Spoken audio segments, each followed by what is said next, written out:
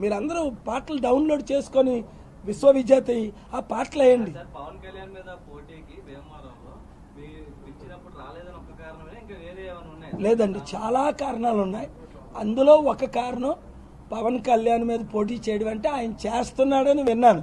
ముందు పాలకొల్లు అన్నారు, నేను అనౌన్స్ చేశాను, వెంటనే ఆయన భీమవరం మారాడు, నేను కూడా భీమవరం మారా.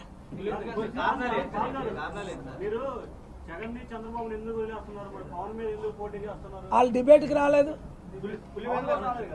పవన్ డిబేట్కి రాకపోయినా తమ్ముడి మీద ఉన్న అభిమానం లేదు. నాగబాబు తమ్ముడు మంచోడు. నిజంగా నేను ఎంత మంచిగా బాగా మాట్లాడుకున్నాను చెప్పాలా? నాగబాబుని అడగండి. అదే అలా లేచి అరే ఆ తమ్ముళ్ళండి, వాళ్ళు ఎందుకు రాలేదో నాకు అర్థం అవట్లా. లేకపోతే బీఎస్పీకి ఓటు బ్యాంక్ ఉందా, బీఎస్పీతో కలిశారు. సిపిఎం ఓటు బ్యాంక్ ఉందా, వాళ్ళతో కలిశారు. అంటే ఏంటి, అవినీతి పరులు అవినీతితో కలుస్తారా? సిపిఎం మంచి పార్టీలు. బీఎస్పీ గురించి నేను మాట్లాడిన వాళ్ళకి ఓట్ల హక్కులే లేవు, ఇక్కడ ఓటు బ్యాంకే లేదు. ఇదేంటిది? మాకు 100కి 50, 60, 70 ఓట్లు ఉన్నాయని అందరికీ తెలుసు. 100కి 30, 40 కంటే ఒక్క ఊర్లో 100కి 30, 40 తక్కువ లేదు.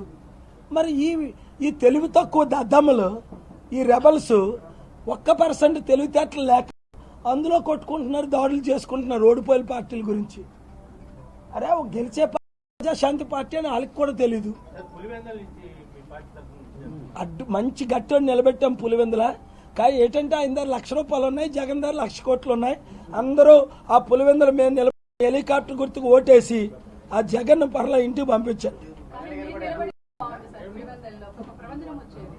కానీ నేను నా ఇప్పుడమ్మా ఒక చిన్న కుర్రోని నిలబెట్టి ఓడించిస్తే